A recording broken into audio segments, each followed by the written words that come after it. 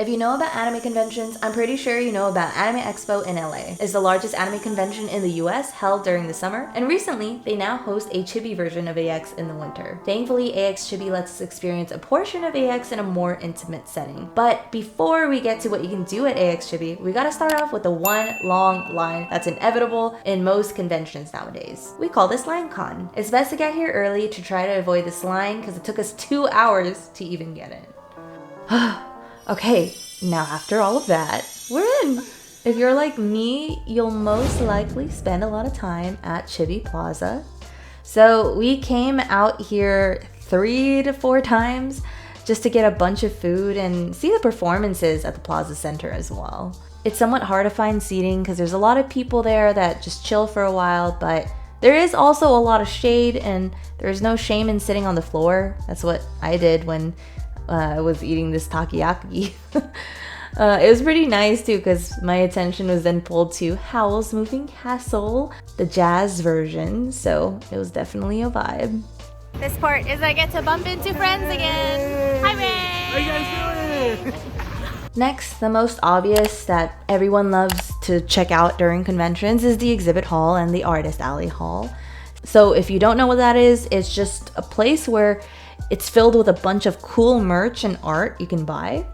Of course, it's not as big as the main Anime Expo, but it's still a lot bigger than I expected when I was comparing it to other small conventions I've been to around the area. At the exhibit hall, I found this Zelda-themed booth and I just fell in love because it was so freaking cute. I honestly wanted to buy everything, but I was trying to be a responsible adult, but I am very happy that I made these purchases at least, so look what I bought. The artist alley was in a separate tent and I was able to find so much cute art. I even found this D&D booth that had a lot of art for like D&D classes. So next is the retro arcade. I really like that it was so easy to just walk in. It was pretty easy to go and find a game. My nephew went right on it and he made a little friend too. So walking right outside of the arcade to get into the retro market to look at more things to buy. And cars, a bunch of cool retro cars that my nephew loves. Next is Kisegi's Track. So this says it is a place where you can experience some fun bouncing inside. It was a bit hard to find at first. It's really helpful once you have the map. Honestly, I thought it was gonna be like one of those really cool bouncing rooms where the whole room is it's just one big room that you bounce inside. They look so suspicious.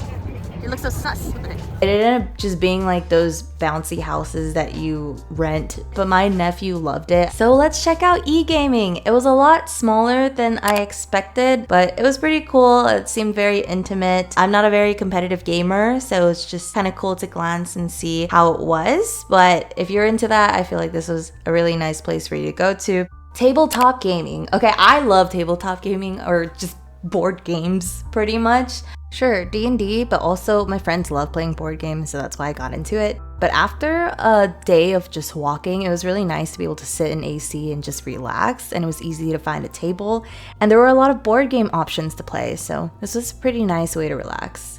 Another thing to look forward to at axchibi is attending the panels. So there's a bunch of panels that you can check out on the pamphlet and figure out which one you want to go to. There's like a little description. So we chose to go to the Persona one because we love the Persona series. I have spent 2 hours in line at the main Anime Expo to end up not even making the cut to go into one of the panels. So this one was so nice that I literally just like went there maybe like 3 to 5 minutes before, automatically walked in. A staple of Anime Expo every single year are their cosplay sets, and then this one was really cool because during the day it was the cosplay sets and at night it became the place for cosplay karaoke. A very cool vibe, right?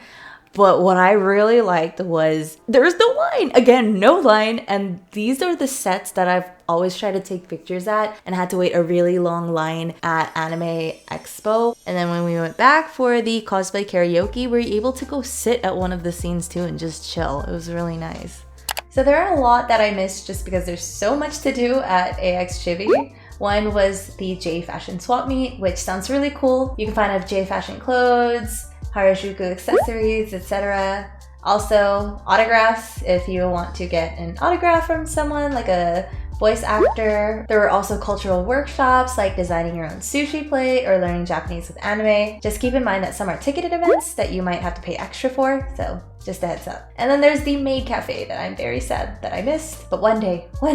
And to rest and relax, there is a manga lounge that you could just go and chill in quiet and peace. And we ended up stumbling upon this when we were trying to leave, but it was really cool to be able to see it. This is Mahoko's Hideaway After Party.